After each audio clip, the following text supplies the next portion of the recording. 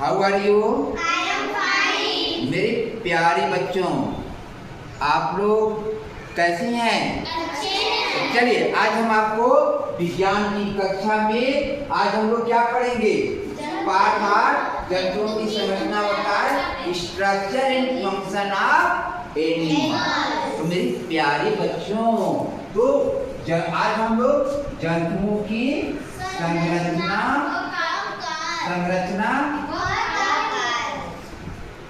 जंतुओं की संरचना और ये भी वाय है संरचना पे हम लोग बात करेंगे। तो सबसे पहले हम आपको ये चलती हैं, जैसे क्या नाम है आपका? पढ़िए श्रद्धा जी। तो श्रद्धा, आप हमें जमीन पर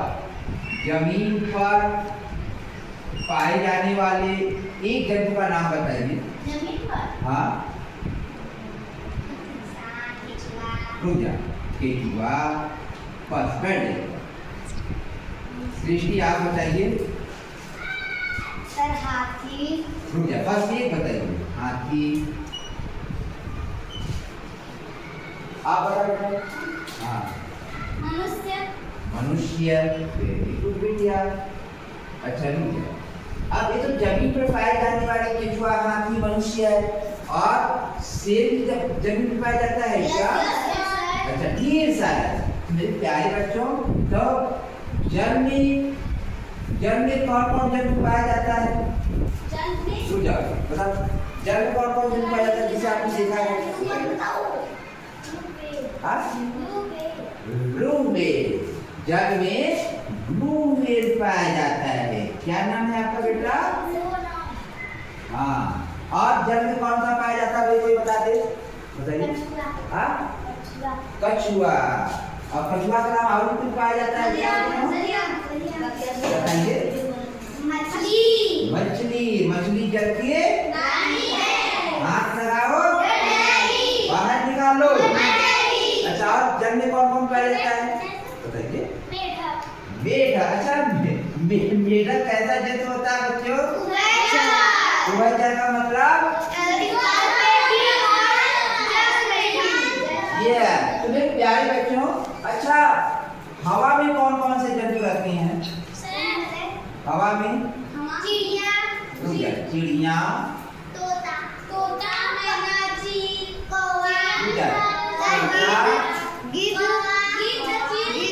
गिद्ध, कबूतर।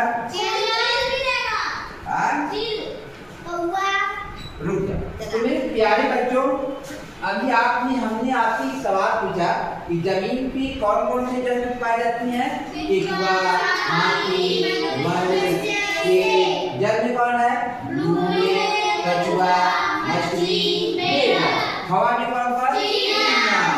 तो चिड़िया में तोता, गिद्ध, कबूतर और भी ढेर सारे पाते हैं। लेकिन प्यारे बच्चों, जैसे हम आपसे कहे कि सबसे बड़ा, दुनिया में सबसे बड़ा जंतु कौन है? Blue whale. सबसे बड़ा जंतु दुनिया में क्या है? Blue whale. Blue whale. और हाथी का कितना बड़ा है ये बताइए? हाथी का एक ब्लू व्हेल कहाँ रहता है? लेकिन जमीन पर सबसे बड़ा जंतु कौन है? हाथी। ये तो ब्लू व्हेल कहाँ का सबसे बड़ा जंतु है? और हाथी कहाँ का है? कहाँ का है? प्यारे बच्चों, हाथी ब्लू व्हेल में कितना हो जाएगा? कम से कम 10 गुना। कितना? 10 गुना। यानी ब्लू व्हेल में 10 हाथी समा जाएगा। कितना? 10 हाथी। एक हाथी तो खूब मोटा ताजा होता है। अब सोचिए ब्लू व्हेल कितना बड़ा होता है। तो मेरे प्यारे बच्चों, तो ब्लू व्हेल का जो शरीर होता है, हाथी का जो शरीर होता है, चिड़िया में तोता, गिद्ध, कबूतर, केचुआ, हाथ और ये सारे जल, ये सब क्या है? ये सभी जल। ये क्या है? जल। यानी कि जल को कहाँ पाए जाते हैं? जंतु का स्थान, रहने का स्थान कहाँ होता है? देखिए, स्थल कहाँ होता है? स्थल, जल और वायु। अरे हाँ वायु। वायु इस प्रकार से हम कह सकते हैं जो जंतु स्थल में पाए जाए उसे कहेंगे स्थलीय जंतु, जो जंतु जल में पाया जाएगा उसे हम कहेंगे जलीय जंतु, जो जंतु हवा में मैंने उड़ता है रहता है उसे कहेंगे वायुवीय जंतु। तो मेरे अच्छा बच्चों ये बताइए, जैसे मछली है, मछली जल में रहती है, जैसे मान लीजिए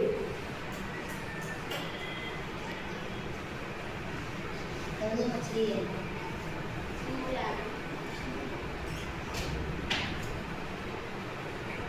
ये क्या है? मछली।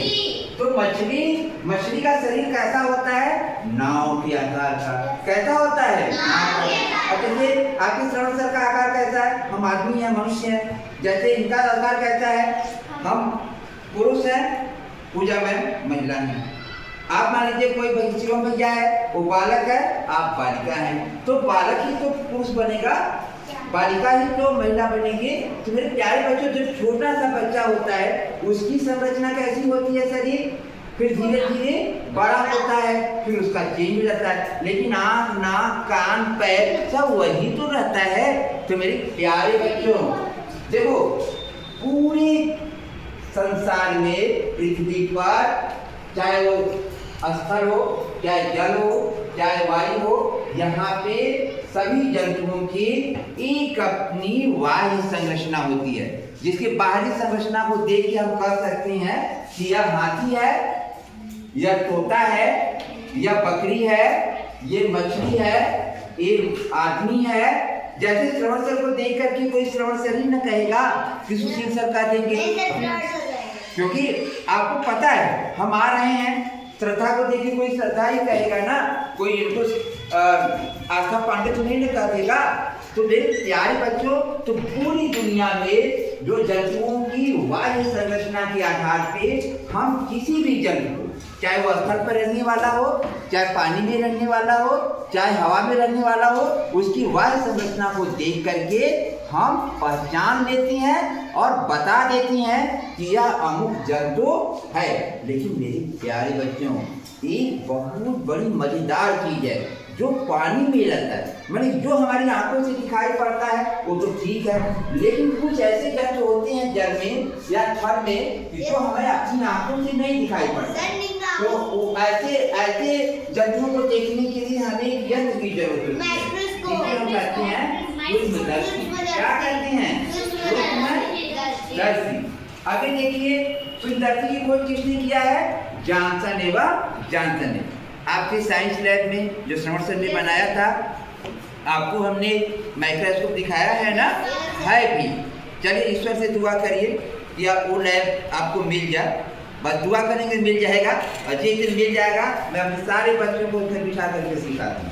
तो मेरे प्यारे बच्चों, आज हम सभी लोग, जैसी आपकी किताब है, ये आपकी किताब है ना बच्चों, देखिए ये किताब है आपके, यहाँ पर देखिए माइक्रोस्कोप है, यहाँ पे एक छोटा सा जल है, इस जल में अमीबा भी है, पैरामीशियम भी है, यूलिना भी है, क्लेमाइडोमोनास भी है, ठीक। और यहाँ पे देखिए माइक्रोस्कोप में दीदी देख रही हैं। तो मेरे प्यारे बच्चों, यहाँ पे देखिए अमीबा को अजर अमर कहा जाता है। अजर अमर है, माने ये जो अमीबा है मेरे प्यारे बच्चों, देखो ये ऐसे कोई भी स्ट्रक्चर बना दीजिए, जैसे मन तैसे, एकदम सबसे बड़ा स्ट्रक्चर रहेगा, जैसे खिंचा दीजिए अमीबा बन गया, जैसे खिंचा दीजिए, देखो चाहे जैसे खिंचाता दिया अमीबा बन गया। मैंने अमीबा के शरीर को बनाना सबसे आसान है, समझाया? जिसमें क्या है? केंद्र। अगर अमीबा के शरीर में अगर कोई भी बात अगर इस केंद्र से काटे, जहाँ से भी काटे, अगर किसी भी टुकड़े में, अमीबा के शरीर के टुकड़े में थोड़ा सा भी केंद्रक है, तो वहाँ से पुनः एक नया अमीबा मिल जाएगा। तो मेरे प्यारे बच्चों, यहाँ पर देखिए, तारामीन, घोंघा, हाथी, कंगारू, गिलहरी, तितली, मछली। तो मेरे प्यारे बच्चों, और हर जंतु अपना अलग अलग कार्य करता है। अब जो जंतु जमीन पर रहता है, सांस कैसे लेता है? फेफड़े से। मेढक जब जमीन के नीचे जाता है, किससे लेता है? त्वचा से। बाहर आता है, किससे लेता है? फेफड़े से, ठीक। और मछली किससे सांस लेती है? गलफड़े से, गिर से। कभी आप मछली की दुकान पे जाइए, उसका काटता है गर्दन ना, तो वहाँ पे उसका गिल पड़े एकदम जैसे लगता है यहाँ पे लाल लाल, यहाँ पे ऐसे लाल लाल ऐसे ऐसे ढेर सारा निकला होता है, तो उसी को क्या कहते हैं गिल। तो मेरे प्यारे बच्चों, आज हम लोगों ने क्या पढ़ा, कौन सा लर्निंग आउट का, जंतुओं की बाह्य संरचना। माने हम किसी भी जंतु को, चाहे वो स्थल में पाए जाए, चाहे पानी में पाए जाए, चाहे हवा में पाए जाए, उसके आधार पे हम उन जंतुओं को पहचान करके कह सकती हैं कि यह जलीय जंतु है, यह स्थलीय जंतु है, यह वायुवीय जंतु है। तो चलिए मैं आपको सवाल पूछता हूँ। चलिए सृष्टि बिटिया बताइए, मछली जल में रहती है कि स्थल में रहती है? तो इसकी वायु संरचना कैसी होती है, किस तरह होती है उसकी मछली का?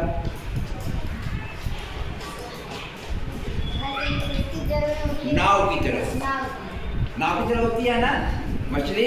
तो मछली सांस कैसे लेती है? जल में, गलफड़े के द्वारा। हाथी कहाँ रहती है भाई? कहाँ रहती है? स्थल पे। वो सांस कैसे लेती है? फेफड़े के द्वारा। तो मेरे प्यारे बच्चों, हम सभी लोगों ने आज कौन सा पाठ पढ़ा? साइंस में जंतुओं की संरचना। इसमें एक लर्निंग आउटकम पढ़ा, जंतुओं की बाह्य संरचना। कैसा लगा आपको ये चैप्टर? तो थैंक यू, फिर मिलते हैं किसी दिन एक नए लर्निंग आउटकम के साथ। Thank you.